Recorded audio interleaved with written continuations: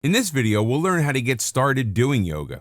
As you start your yoga journey, it's necessary to keep in mind how important your mental attitude is for success. Bodily agility and flexibility will come with practice, but to begin practicing, you need the correct mindset. For a beginner, it can be very confusing. Just picking out the right yoga outfit can be a headache. Then, how do you decide which yoga practice is the best one for you? So, start by relaxing and consider the following your roadmap to successful yoga practice.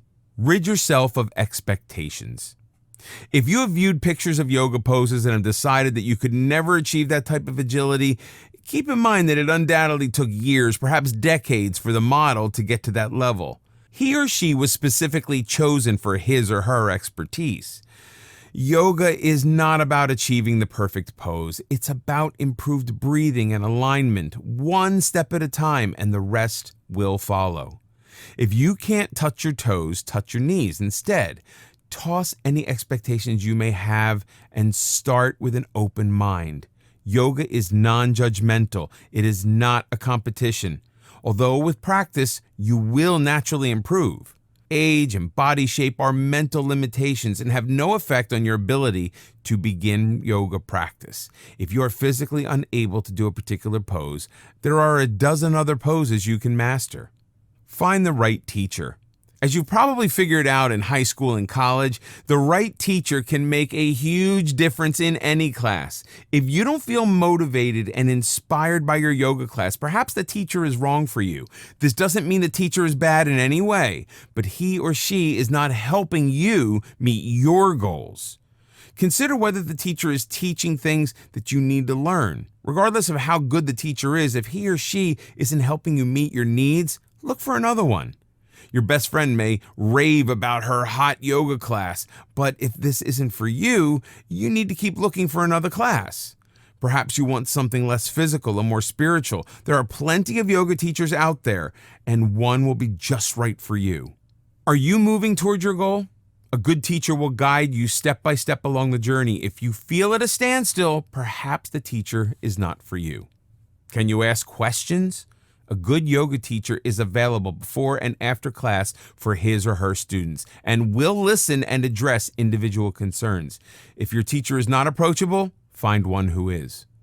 Don't hesitate to ask your teacher about his or her training or philosophy. The best type of teacher is someone who views yoga as a continuous work in progress and is still studying with his or her own teacher. It's the yoga, not the outfit. Do you know one of the major reasons people don't go or stop going to the gym? They feel self-conscious among a group of perfect bodies. Yoga has become so trendy, people are actually fretting about which designer outfit is best and what color mat they should buy. Do you really need $125 Dior pants to attain enlightenment? Wear whatever feels comfortable and don't compare yourself to anyone else. Yoga is a personal journey. As mentioned in this video course before, it's not a competition. All you need for yoga is a simple pair of leggings, shorts, tank top, or t-shirt. Seriously, you're not trying to make a fashion statement. The only thing you need to keep in mind is comfort. Special outfits are available for hot yoga. You'll want a yoga mat that lasts, so do choose a quality mat. It will be an excellent investment. Some yoga classes can cost up to $20. This can add up, but it shouldn't be a deterrent to get started. There are ways to practice yoga on a budget. The local YMCA, gyms, and some community centers frequently offer yoga classes at low rates. During warm weather, yoga groups may meet at local parks. When signing up for class, buy in bulk. Signing up for 20 classes at a time instead of the individual classes may get you a discounted rate. Some yoga studios rent mats and water bottles. They may only charge $1 or so, but the extra expense can add up. Bring your own mat and bottled water from home. Some yoga studios offer karma yoga classes. These classes are free in exchange for doing some work at the studio, such as manning the front desk and cleaning up after a class. If cost is a concern, don't hesitate to ask about this option. Some studios will be happy to trade a class for a bit of service rendered. The best time to practice yoga. handy excuse not to get started with yoga practice is time. The fact is, we are all busy. We all have the same 24-hour day. If we intend to accomplish something, we need to make time.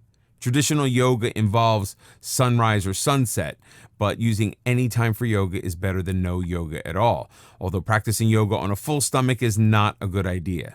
Get up an hour earlier than usual and do your asanas before you do anything else. It energizes and activates your body and mind in the best possible way. The physical poses get your body going while the breathing clears the mind. Yoga intentions. Some yoga teachers ask you to set your intentions at the start of the program. What exactly does that mean? Setting an intention is not needed for you to enjoy the benefits of your yoga sessions, but it can take them to a higher level. Setting your yoga intention brings yoga into your daily life. Yoga doesn't stop when the asanas are done. They are supposed to be at the beginning of your spiritual journey, not at the end.